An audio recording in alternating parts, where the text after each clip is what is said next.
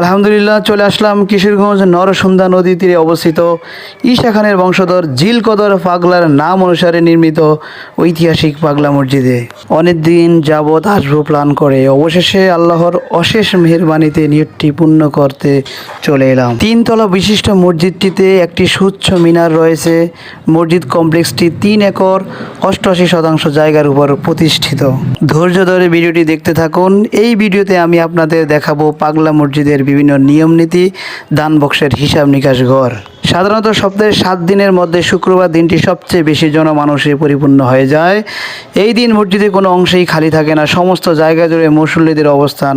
এর মধ্যে নারী, পুরুষ, শিশু, কিশোর সব শ্রেণীর মানুষ তো রয়েছেই। এই মসজিদের পাশে বিশেষ করে হাজারো ধরনের ভিক্ষুক রয়েছে।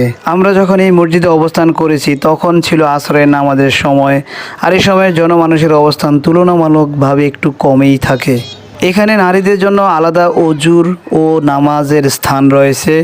সবাই আল্লাহর ঘরে নিজেদের বিভিন্ন ধরনের চাওয়া পাওয়া পূরণ করার জন্য নামাজ পড়ে প্রার্থনা করে থাকেন। মুসলিম ছাড়াও বিভিন্ন ধরনের মানুষ এই মসজিদে এসে বিভিন্ন ধরনের দান ও প্রার্থনা করে থাকেন। মানত ও দানের উদ্দেশ্যে অনেক লোক এখানে আসেন।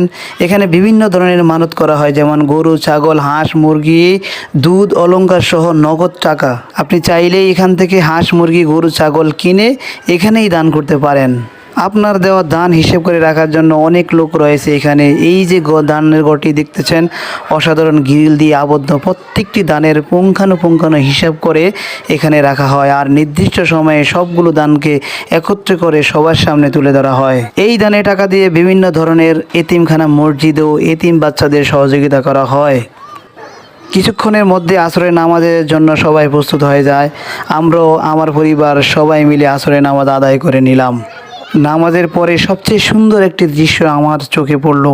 সেটা হচ্ছে যারা দান করার জন্য গরু নিয়ে এসেছে, এই গরুগুলোকে নিলামে ওঠানো হয়েছে।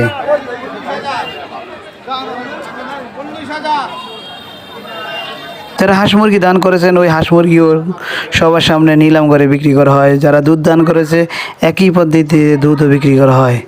এভাবে দেখতে দেখতে আমরা আমাদের দর্শনীয় স্থানের একদম শেষ প্রান্তে চলে এলাম।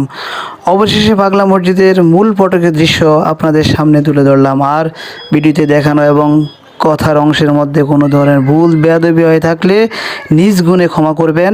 সকলের জন্য শুভকামনা থাকবে, আর সুস্থতা নিয়ে বেঁচে থাকার জন্য দোয়া থাকবে। ভালো থাকুন।